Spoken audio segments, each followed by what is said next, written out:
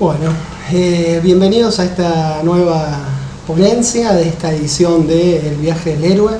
Mi nombre es Alejandro Horstman, para los que no me conocen. Hace muchos años que me dedico a la práctica y a la enseñanza del tarot, también de Kabbalah. Hoy vamos a hablar, a mí me ha tocado particularmente el emperador como premisa. Todavía no voy a nombrar el personaje que he elegido para proyectar sobre este arcano, pero estoy seguro de que les va a resultar bastante natural la relación. Voy a sacar la cámara, la puse solo para presentarme y vamos a empezar con una presentación.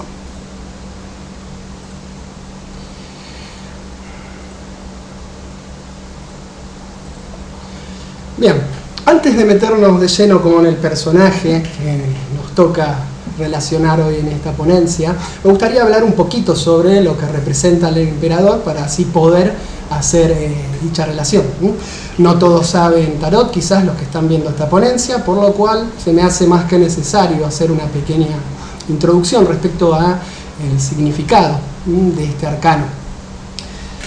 Se dice en general que el emperador,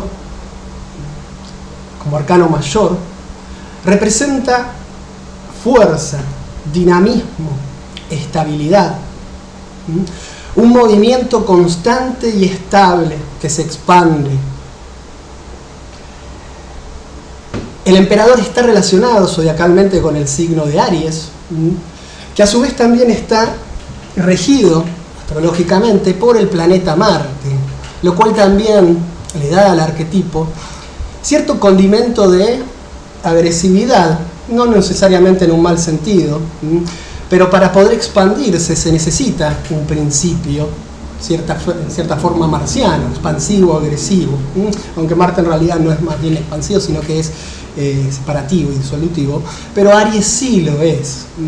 No es casualidad que justamente en el hemisferio norte, donde se ha pensado el tarot no es del hemisferio sur, sino se ha forjado en los arquetipos de Europa. En el hemisferio norte empieza la primavera con el signo de Aries, ¿no? Es la llegada del florecimiento de la vida. Se dice en general que este arquetipo, en realidad hay tres arcanos que están sumamente relacionados en relación a lo que es los arquetipos de la sociedad, ¿no? De la vida social humana, que son la emperatriz, el emperador y el hierofante. Representando estos las figuras de autoridad, ¿no? La emperatriz siendo la figura de autoridad femenina, la madre, siendo el emperador la figura de autoridad masculina, el padre, y siendo el hierofante la figura de la autoridad espiritual, religiosa, si se quiere. Por otro lado, el emperador refiere, si se quiere arquetípicamente, a las figuras de la historia, ¿no? Que han ocupado estos lugares de emperadores, que han expandido sus dominios a lo largo de la historia. Pero nosotros esta noche, o en este momento, no sé cuándo es el horario en el que saldrá la ponencia, vamos a hablar de uno que a mí, ni bien me asignaron este arcano, no tuve un solo instante de duda de cuál iba a ser el personaje a tratar, ya que es muy frecuentemente elegido para representar a este arcano. Me refiero nada más y nada menos que al señor Carlomagno. Ahora vamos a ver que de hecho acá en el Rider-Waite es literalmente la figura de Carlomagno la que aparece. Vamos a recorrer un poquito la carta. Yo elegí en este caso dos mazos para ilustrar un poco la idea. En este caso del lado izquierdo tenemos al Rider-Waite y del lado derecho tenemos al tarot de Thoth de Frida Harris y Aleister Crowley, que si bien difieren bastante en sus diseños, yo siempre digo que sin importar el mazo, los arquetipos son siempre los mismos, ¿no? Solamente algunos connotan o hacen énfasis en X o Y cuestión más que otro, pero la idea pura detrás es siempre la misma. Vamos a ver que hay ciertos elementos que sí aparecen en común en ambos mazos, a pesar de ser mazos bastante distintos. Vamos a ver que hay, por ejemplo, en su mano derecha siempre se porta una vara, un cetro, un báculo.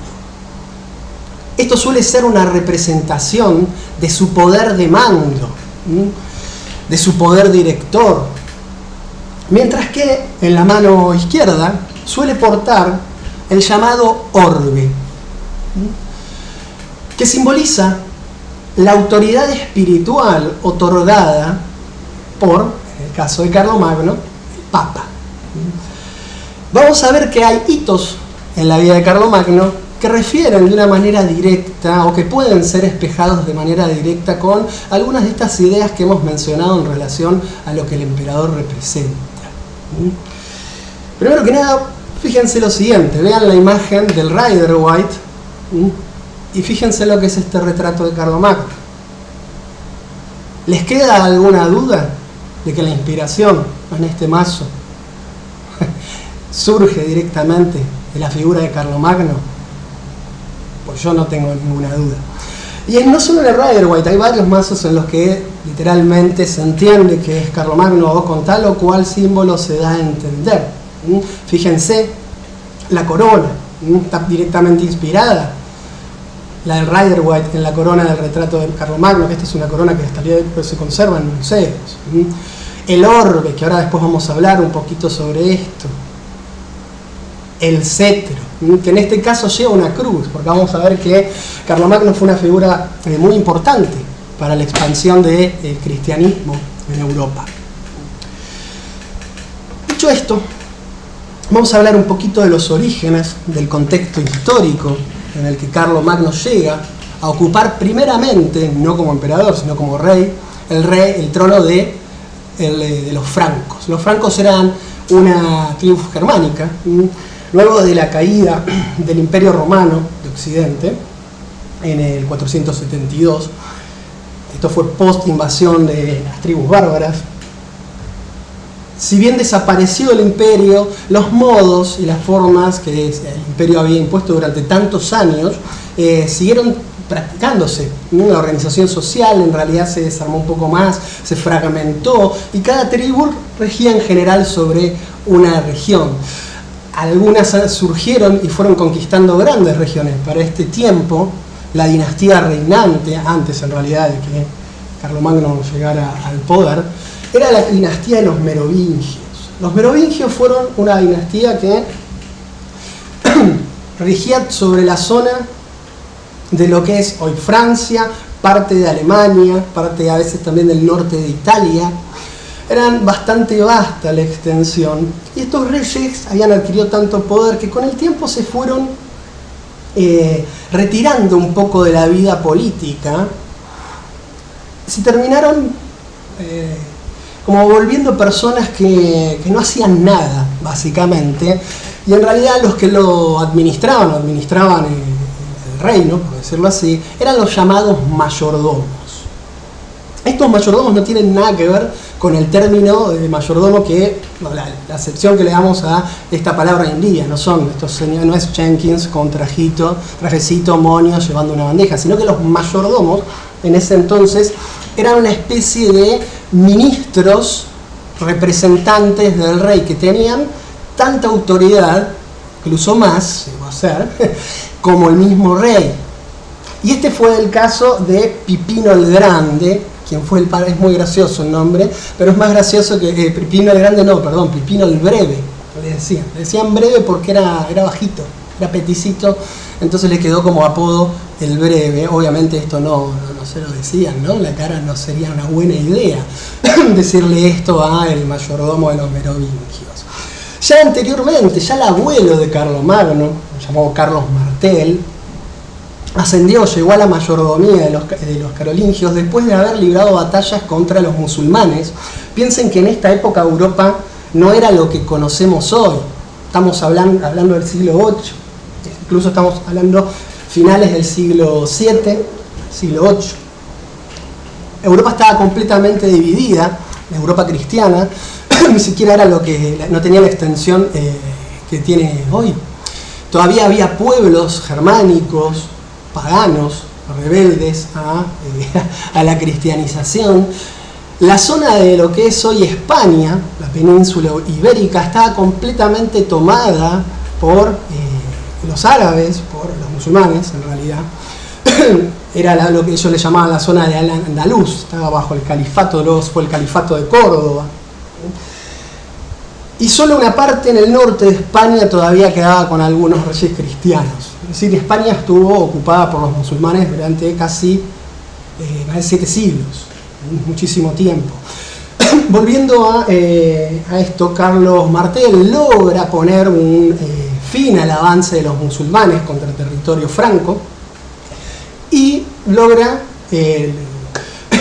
imponerse como principal mayordomo de los merovingios. Este puesto es heredado por Pipino el Breve, quien, cansado un poco de la inacción de los reyes merovingios, puntualmente el rey merovingio que estaba en ese entonces, al cual Pipino servía, era Childerico III, él toma la decisión de derrocarlo, por lo cual accede al poder y se convierte primero él en el rey de los francos. A la muerte de Pipino tenía 2 hijos, Carlomán y Carlomagno. Divide, como era la costumbre por ese entonces para los francos, el reino en 2. La parte oriental queda para Carlomartel y la otra parte queda para Carlomagno. Sin embargo, después de unos años,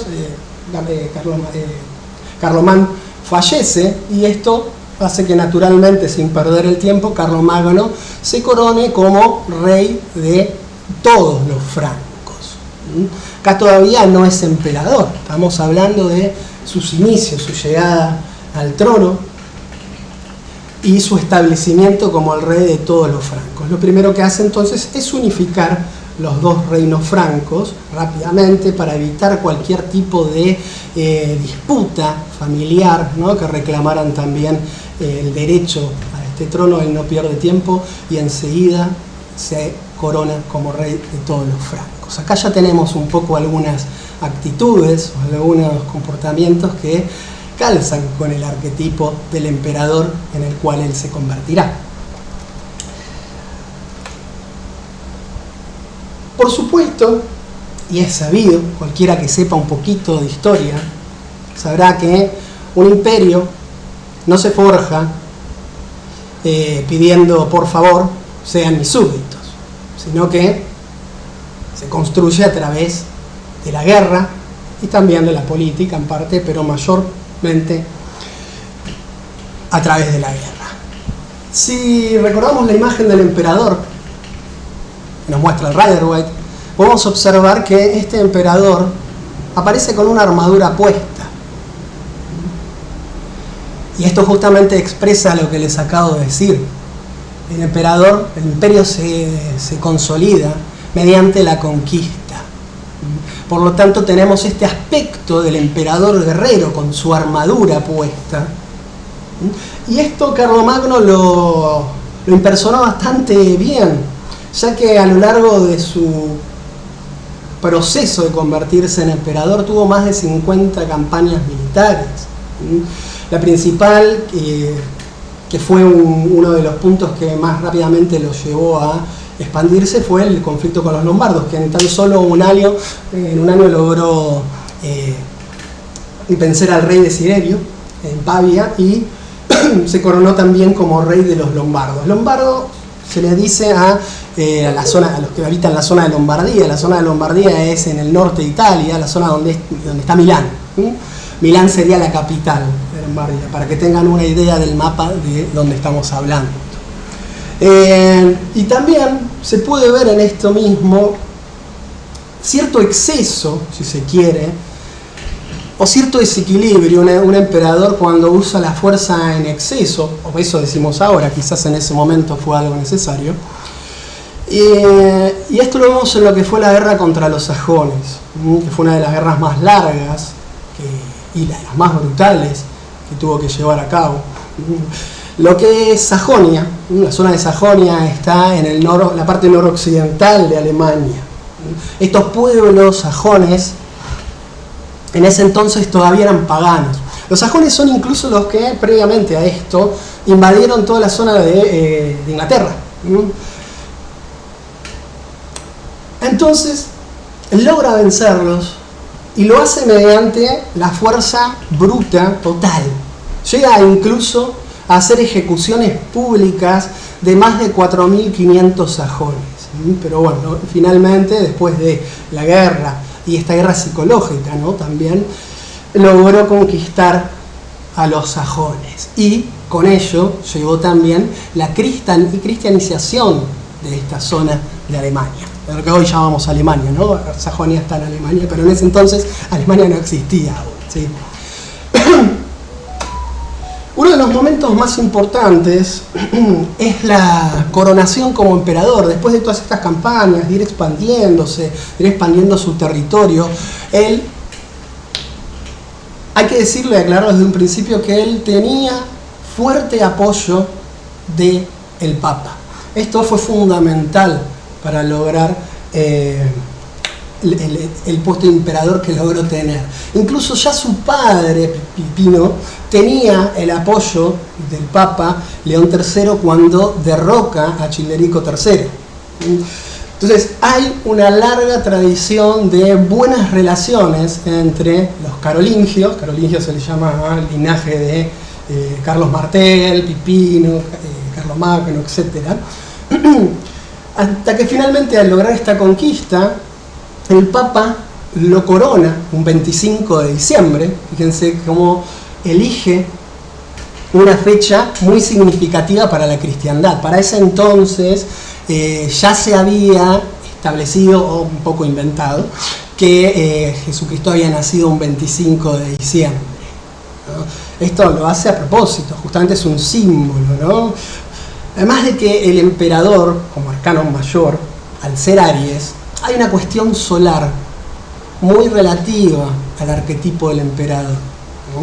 El Sol, como el centro de nuestro sistema solar, es el que impera sobre los planetas, es el astro rey. Y justamente el 25 de diciembre es el solsticio de invierno, ¿no? Es el momento en el que el dios Sol renace nuevamente como un niño, y a partir de ahí empieza a desarrollarse. Por eso se elige el 25 de diciembre en su momento, porque coincidía con las fiestas paganas del solsticio, ¿sí? Volviendo a la coronación de Carlomagno, el Papa lo corona directamente como Imperator Romanorum, el emperador de los romanos. Y esto, de alguna manera, es como una reivindicación a aquel caído Imperio Romano de Occidente. Recordemos que cayó en el 472 con las invasiones bárbaras. Y esto incluso le trae un poco de conflicto con el Imperio Bizantino, porque los imperios bizantinos en realidad son el Imperio Romano de Oriente. Hay como un poco una disputa ahí sobre la autenticidad de esta cuestión de ser el Imperator Romano. Incluso este es el origen de lo que posteriormente va a ser el Sacro Imperio Romano Germánico, ¿sí? Bueno, esta relación, acá es donde empiezan a forjarse algo que es casi una marca histórica en Occidente y que incluso llega hasta nuestros días, que es la relación entre el poder y la Iglesia. La Iglesia necesita el poder de los emperadores, de los gobernantes, para subsistir, y los gobernantes necesitan esta validación por parte del Papa y de la Iglesia para tener autoridad espiritual sobre la nación. Y esto, hasta no hace mucho, sigue siendo así. Hay países como el nuestro en donde la Iglesia Católica aún sigue recibiendo subsidios por parte de los estados, ¿no? Así que esto lo podemos ver incluso hasta nuestros días. Vamos a ver también que el legado de Carlomagno es estable y duradero, como el emperador. Hay muchas cosas que podríamos decirse que tienen su origen o que no hubiesen llegado a nuestros días si no hubiese sido por el imperio carolingio. Acá les puse justamente estos dos arcanos como para ilustrar justamente la coronación como emperador de Carlomagno. Esto del orbe, esto justamente es lo que representa el orbe que lleva el emperador en su mano. Representa la autoridad otorgada por Dios para regir sobre el pueblo. Sin embargo, en un sentido más esotérico, el orbe, en un sentido más alquímico de hecho, el orbe representa la gran obra alquímica, la perfección de la obra alquímica, haber logrado el vitriol, si se quiere.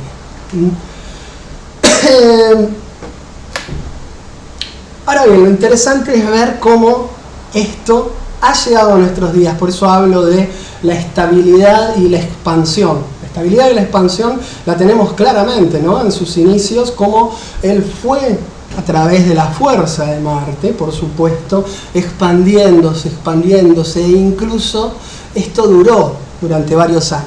Sin embargo, nada dura para siempre, ¿no?, como dice el dicho, y cuando Carlomagno muere, el reino, de la misma forma en que cuando Pipino murió se dividió entre Carlomagno y Carlomán, se divide ahora entre Luis el Piadoso y su otro hijo.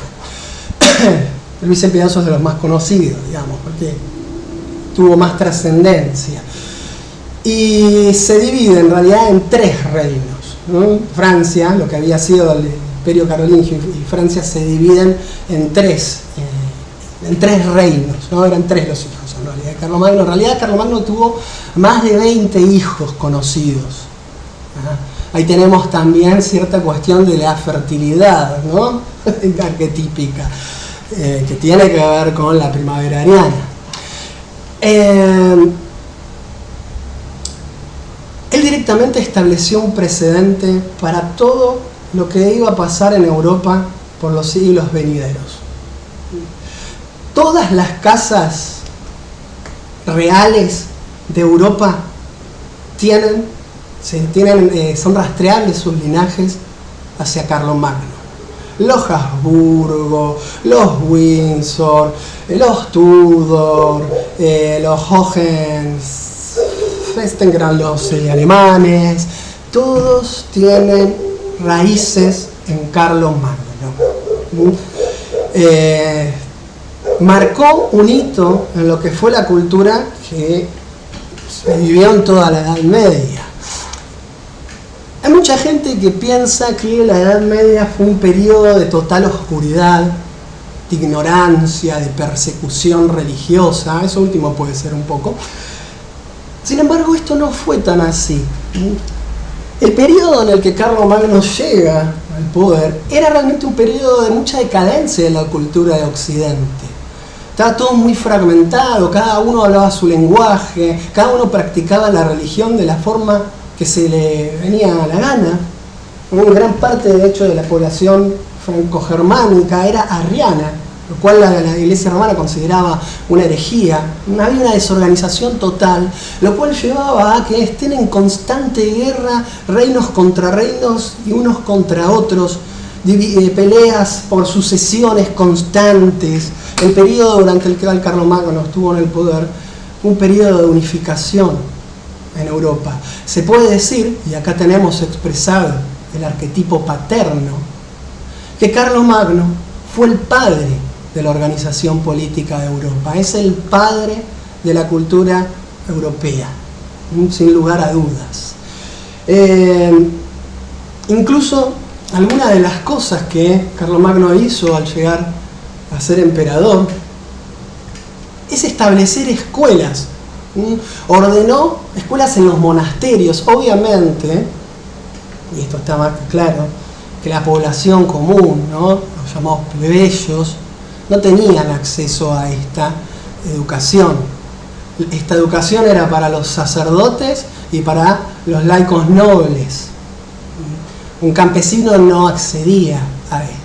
Pero ya es un cambio importante frente a lo que se venía viviendo en esa Europa de esa época. Como les decía, venían de un decaimiento total, de una decadencia que partió a partir de, valga la redundancia, de la caída del Imperio Romano de Occidente. El Imperio Romano de Occidente fungía como un bastión de la cultura durante su existencia.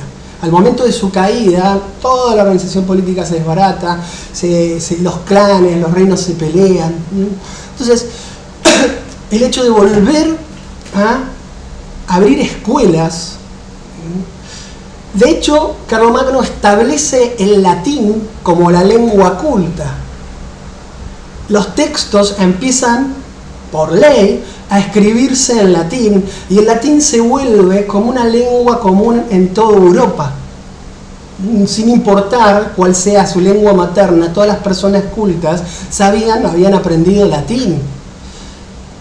También se dice que él introduce el currículum de estudio, que fue incluso hasta el siglo XVII-XVIII, el currículum central de los estudios superiores, de los estudios universitarios, que son las llamadas 7 artes liberales, o también conocidos como el trivium y el quadrivium, que son la gramática, la lógica, la retórica, y después lo que es la aritmética, la geometría, la astronomía y la música. Entonces fíjense que acá en realidad de la decadencia que se cree, que representa la Edad Media, en realidad en la época del Imperio Carolingio hubo un esfuerzo muy grande por una expansión cultural, por una culturización de Occidente. De hecho, él fomentó también la copia de manuscritos e incluso manuscritos de autores paganos como Virgilio, Cicerón y Aristóteles, que luego, después de los periodos más oscuros de la Edad Media, vuelven a tomar fuerza en la época del Renacimiento. De hecho, a esta época se le llama el Renacimiento carolingio, ¿no? Yo recién mencioné el Renacimiento, que es el periodo posterior a la Edad Media, ¿no? También unifica el estilo de escritura. Hace que la escritura, la tipografía, si se quiere, universal, bajo la cual se tienen que registrar todos los documentos filosóficos, eclesiásticos y todos, sea la llamada minúscula carolingia, que es una tipografía no muy distinta de lo que nosotros, cualquiera podría agarrar un texto escrito en minúscula carolingia y entenderlo perfectamente, pues son las mismas letras, no hay ninguna diferencia. Hasta entonces no había esto. No había esta unificación de la forma de escritura.